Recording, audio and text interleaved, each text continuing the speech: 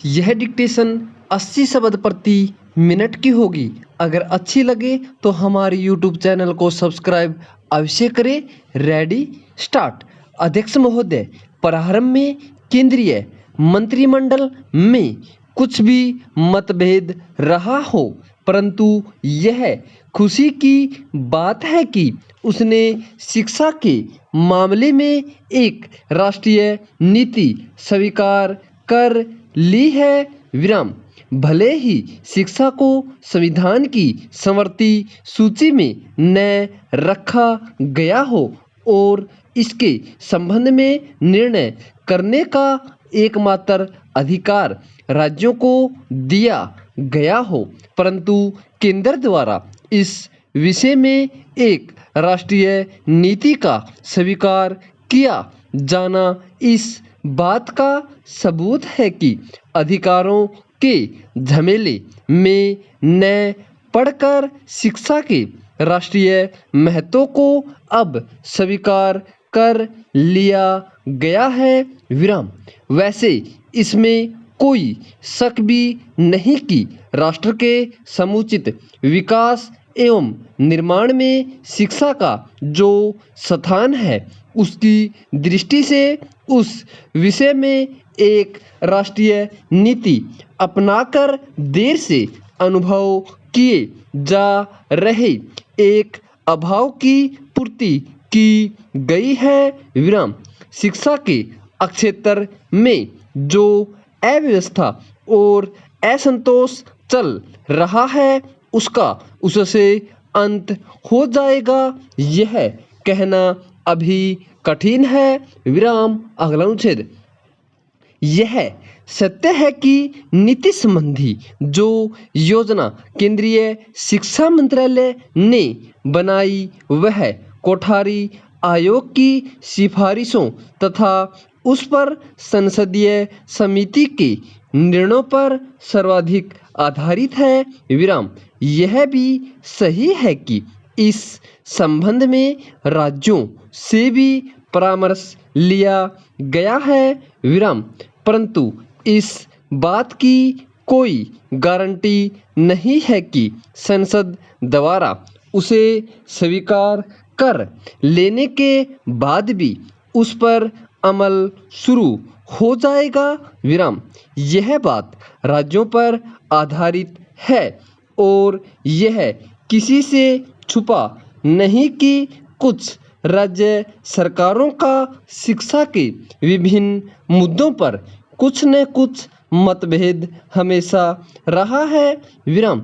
ऐसी सूरत में शिक्षा विषयक मुद्दों की घोषणा के बाद भी उस पर अमल की गारंटी तभी संभव हो सकती है जब शिक्षा केवल राज्यों का विषय न होकर केंद्र का भी विषय होता तथा केंद्र का उस पर पूरा नियंत्रण होता। विराम।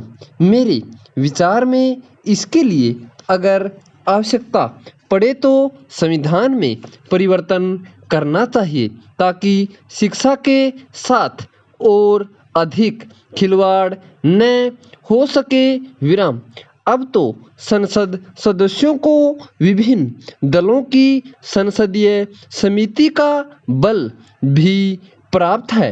ऐसी हालत में इस परिवर्तन में कोई भी फेरबदल नहीं हो सकता। विराम। अगला अनुच्छेद। अब तक केंद्र और राज्यों की ओर से शिक्षा पर काफी व्यय किया जा रहा है, लेकिन इससे विशेष लाभ नहीं हो रहा क्योंकि शिक्षा में दोहरी व्यवस्था चल रही है। विराम। कई कार्यक्रम जो केंद्र में है वे राज्यों में नहीं और जो राज्यों में हैं उन्हें केंद्र स्वीकार करने से हिचकिचाता है। विराम।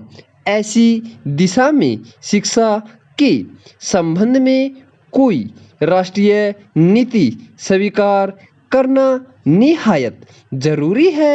विराम। यह केवल केंद्र ही कर सकता है विराम। मेरा निवेदन यह है कि इसे जल्दी से जल्दी किया जाए विराम। इसके लिए केंद्र सरकार को यह देखना होगा कि कुल मिलाकर देश की आर्थिक स्थिति कैसी है, उसे ध्यान में रखकर शिक्षा के मद पर कितने प्रतिशत खर्च करना संभव हो सकेगा और फिर उससे शिक्षा क्षेत्र में क्या उन्नति संभव है विराम। अगर हो सके तो इसके लिए एक निश्चित न्यूनतम अवधि निर्धारित कर दी जाए विराम। इस समय राष्ट्र के पास धन की कमी हो सकती है, परंतु इस बात से कोई इनकार नहीं कर सकता कि भारत जैसे विशाल देश की निरक्षरता को समाप्त करने के लिए यह अत्यंत आवश्यक है कि शिक्षा के मद पर अधिक से अधिक व्यय किया जाए विराम। क्रांति के बाद रूस में इस मद पर बहुत व्यय किया गया था और आज भी वह राष्ट्रीय आय का एक उल्लेखनीय भाग इसमें लगा रहा है। पूर्ण विराम।